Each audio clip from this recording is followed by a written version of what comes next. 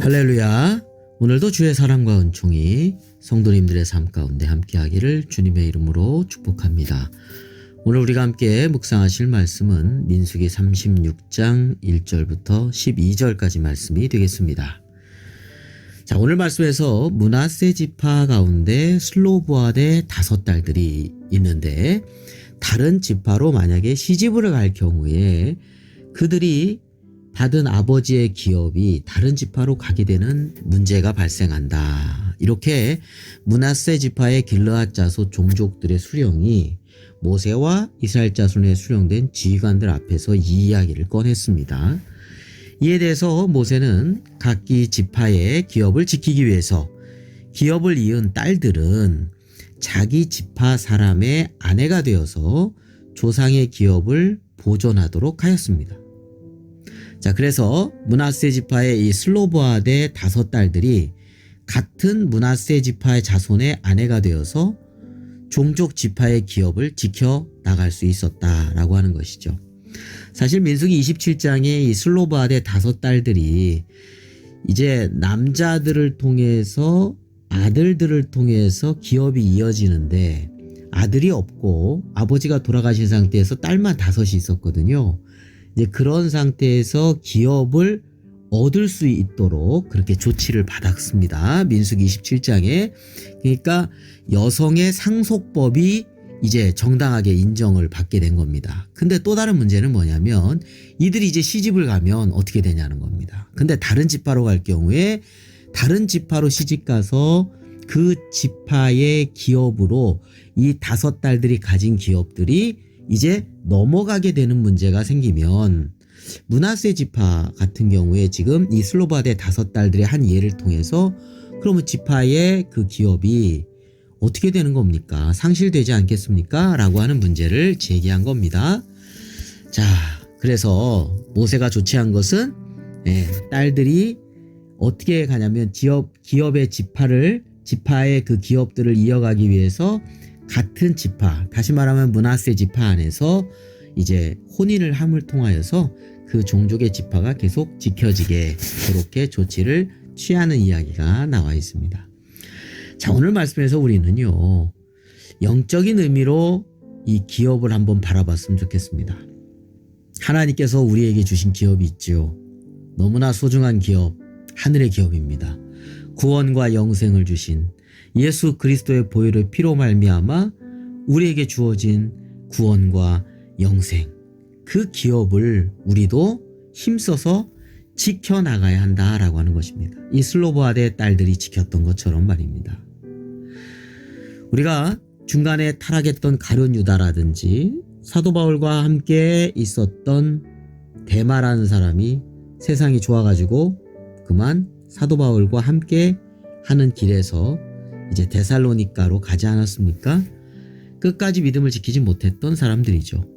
우리가 선한 싸움 싸우고요, 달려갈 길 마치고 우리가 믿음을 지켜나가서 의의 면류관을 받는 그런 삶이 되어야 되겠습니다.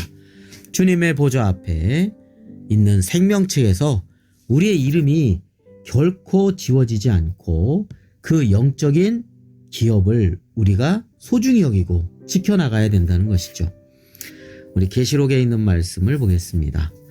계시록 3장 5절에 이기는 자는 이와 같이 흰 옷을 입을 것이요, 내가 그 이름을 생명책에서 결코 지우지 아니하고 그 이름을 내 아버지 앞과 그의 천사들 앞에서 시인하리라 했습니다. 네, 소아시아 7교회에 주신 말씀인데 사대교회에 주신 말씀 가운데 있는 말씀이죠.